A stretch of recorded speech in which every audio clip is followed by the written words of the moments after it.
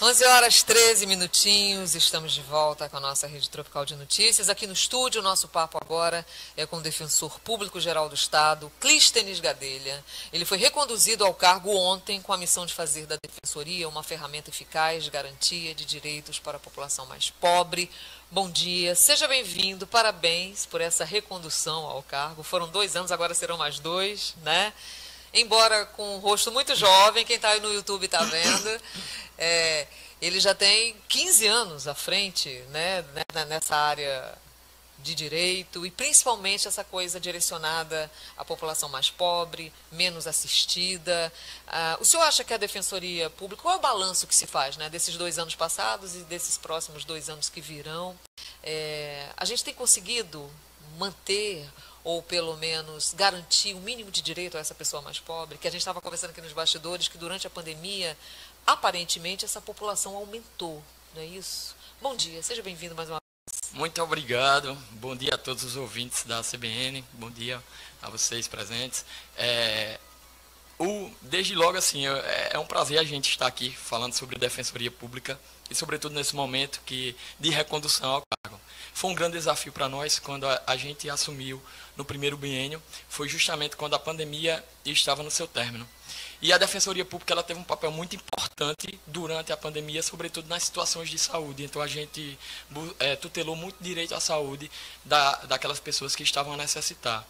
Mas o pós-pandemia acabou descortinando alguns problemas sociais que a gente já percebia, mas que vieram a se avolumar após a pandemia.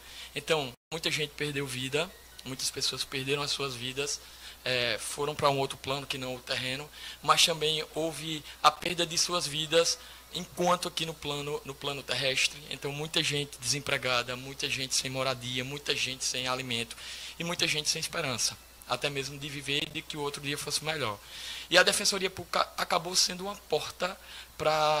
porta de entrada para que essas pessoas que estavam com direitos básicos não concretizados efetivamente pudessem buscar essa instituição que é essencial ao sistema de justiça, para que viessem a tutelar esses direitos, para que a gente pudesse minimizar os problemas trazidos pela pandemia.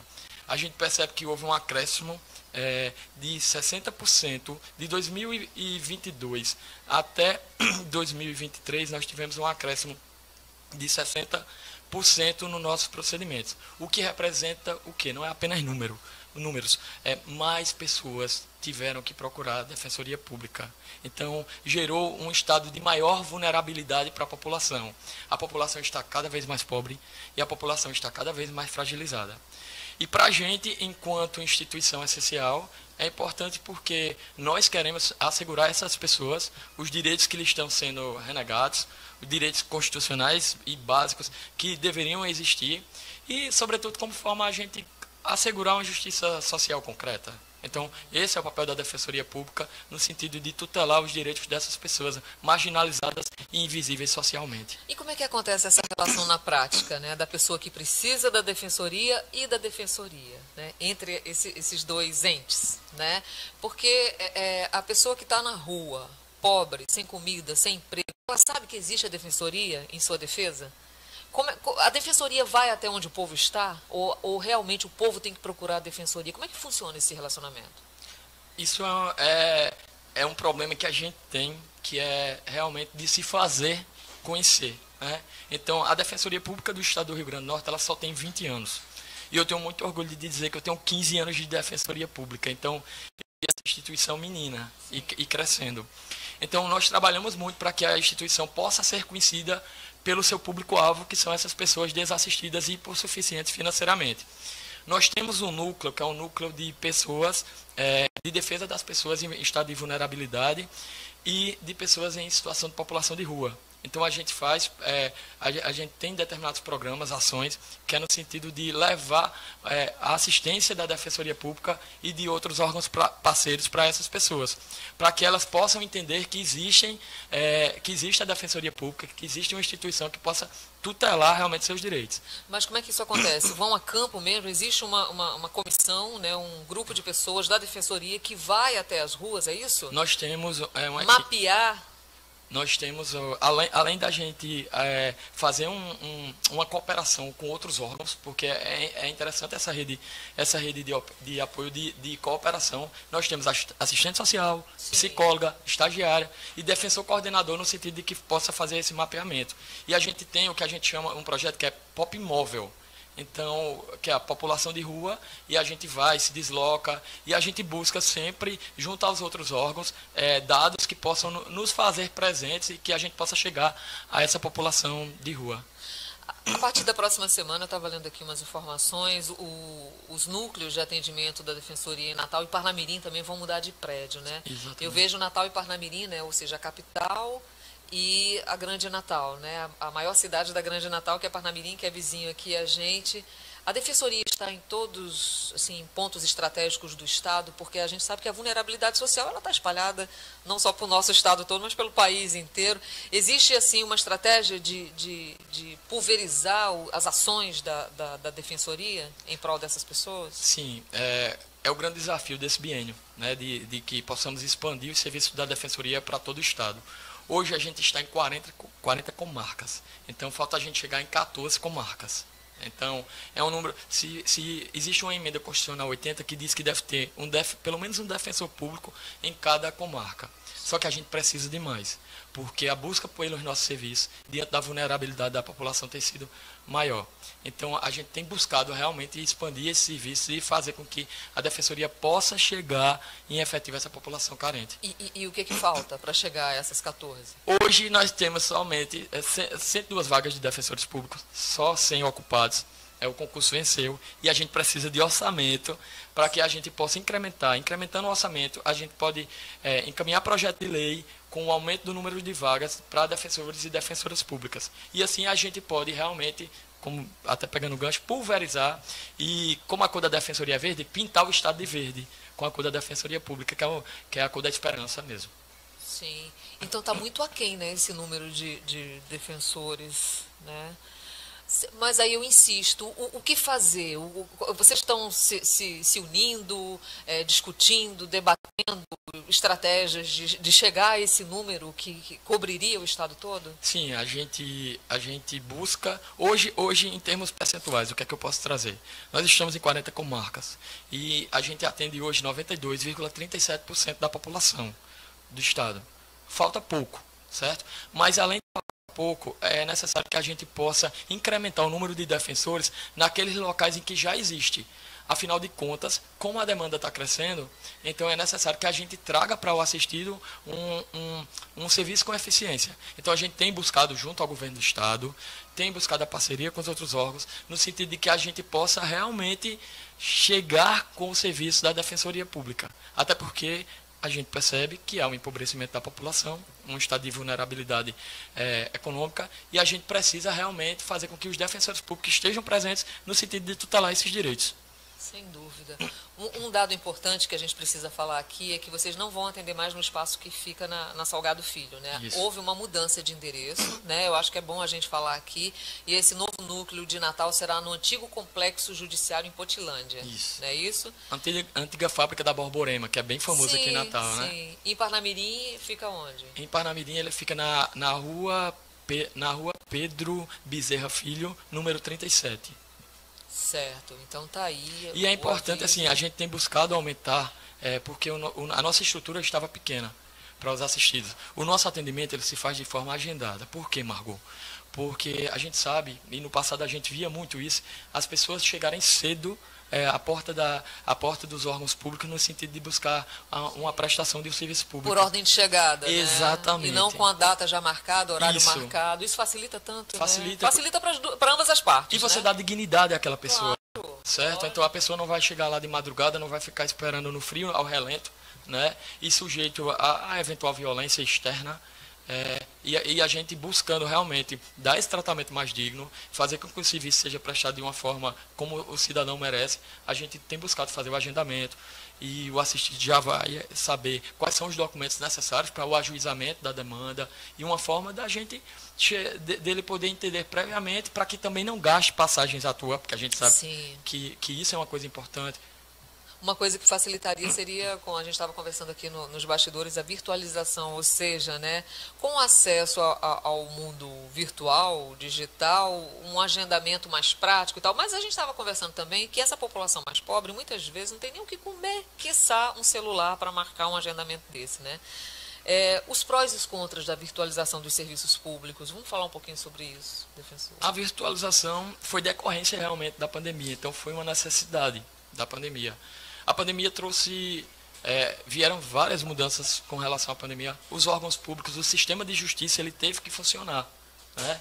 E a forma como se conseguiu fazer as sedes físicas fechadas, então a forma como se viu para que os processos continuassem a andar foi justamente a virtualização. Isso foi importante porque facilitou, mas também para o nosso assistido, que é um assistido não apenas vulnerável do ponto de vista econômico, é um assistido vulnerável do ponto de vista tecnológico, a gente encontra essa dificuldade. Por isso que a gente mantém nossas sedes abertas. Nós fomos uma das primeiras instituições, assim que a pandemia acabou, então nós fomos a primeira a retomar 100% o nosso atendimento presencial. Por quê? Porque o assistido era quem estava sofrendo, porque ele não tinha acesso. Como você bem realçou aí, e eu sempre digo, o assistido às vezes não tem nem um 4 kg, 4 quilos de alimento para colocar à sua mesa, vai ter 4G para colocar na sua casa. Afora o desconhecimento. O desconhecimento realmente do uso da tecnologia em si. Muitas vezes pessoas que não tiveram oportunidades, que são analfabetas, que realmente não têm acesso, que moram na zona rural e tem essa dificuldade de rede também, de internet.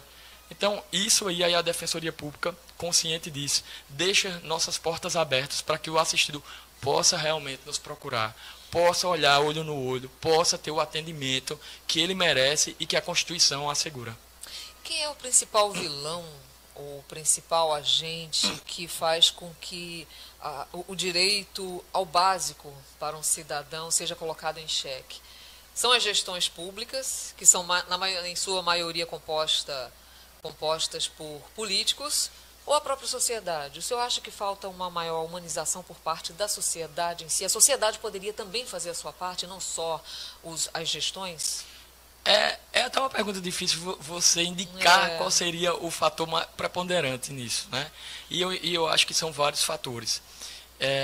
E é importante quando você diz um olhar mais humanizado. E quando ontem eu estava falando no meu discurso de retomada, eu pedi a todos os defensores e defensoras públicas, servidores, colaboradores e estagiários, que buscassem ter esse olhar mais humanizado para o nosso assistido, né? Um olhar mais empático. Até porque, assim, a razão de existir da Defensoria Pública é justamente esse assistido vulnerabilizado. E então, assim, hoje a gente percebe que há questões de gestões, oportunidades, elas precisam ser criadas de educação, de trabalho, mas também nós temos que fazer uma autocrítica enquanto seres humanos, né? Eu costumo dizer que eu achei que com a pandemia, o que ia acontecer? A gente ia sair melhor enquanto pessoas da pandemia. Eu também pensei, ó. Eu tive essa ilusão. Eu achei que a gente ia sair melhor, mas eu percebi que não. Quem era bom, permaneceu bom.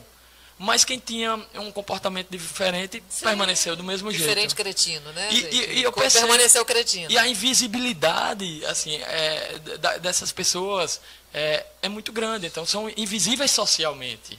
Porque, infelizmente, assim, a população, não sei se é cultural, de só pensar em si, de ter um egoísmo natural do ser humano. Então, assim, mas eu espero que realmente a gente consiga desenvolver, enquanto ser humano, enquanto população, enquanto brasileiro, para enxergar que essas pessoas realmente, elas merecem um olhar mais atento e a gente poder olhar de forma menos preconceituosa. Porque é complicado, assim. O preconceito é algo muito inato ao ser humano. E trabalhar o não preconceito é um trabalho. Tem gente que diz assim, eu nasci assim, eu cresci assim, bem em modo Gabriela. Mas não é, você pode não mudar a sua personalidade, mas você muda o seu comportamento, a sua conduta, a sua forma de agir com o outro, a sua forma de agir na vida. Mas a humanização dentro das gestões, né, dentro do serviço público, de uma forma geral, faz parte também de uma premissa, de uma tarefa, digamos assim, de uma missão dentro da Defensoria? Faz sim. Não combina ser defensor público e não ser humano, e não ter esse olhar atento. Então, se você não consegue ser humano, se você não consegue ter esse olhar atento, você não combina ser defensor ou defensora pública. É inerente ao nosso cargo.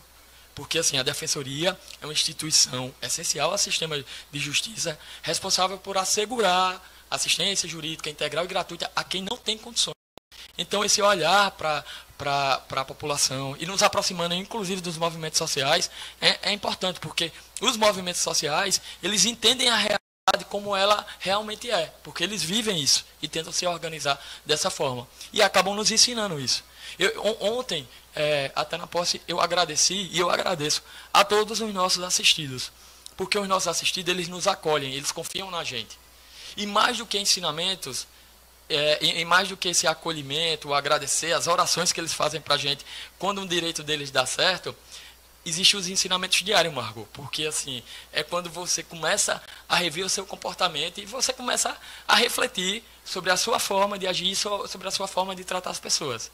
Então, esse tratamento humanizado é um tratamento que a gente persegue dentro da Defensoria Pública, até porque não existiria razão se a Defensoria Pública existisse se não fosse isso, e fazer com que a gente possa cada vez mais fazer com que o cidadão que tem seus direitos renegados possa se sentir seguro e possa se sentir que na sua casa a justiça social vai entrar. Falta um minutinho só para a gente terminar a nossa entrevista. Eu queria só que o senhor me falasse se esses próximos 2 anos à frente da Defensoria Geral serão mais desafiadores do que os 2 anos anteriores.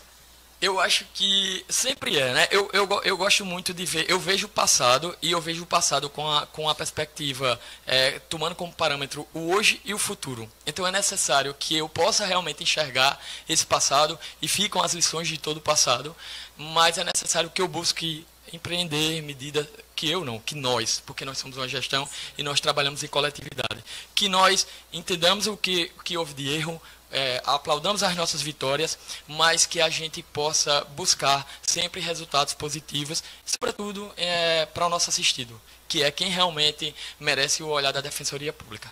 Maravilha, eu queria então parabenizar pelos próximos 2 anos que virão. E é isso. Muito obrigada pela sua participação aqui. Eu conversei com o Defensor Público Geral do Estado, Clístenes Gadelha. Ele foi reconduzido ao cargo ontem, né? A posse foi ontem, com a missão de fazer da Defensoria uma ferramenta eficaz de garantia de direitos para a população mais pobre. Mais uma vez, gente, é um menino. Eu estou impressionada. Eu vou querer vir mais aqui, viu? Se for para receber tanto elogio, pode ter certeza. Podem me convidar mais vezes, viu? Por favor. Rasga seda espontaneamente. Ei, obrigada. Muito obrigado. Mais uma vez, parabéns. 11h31, a gente vai ali no Repórter CBN, volta.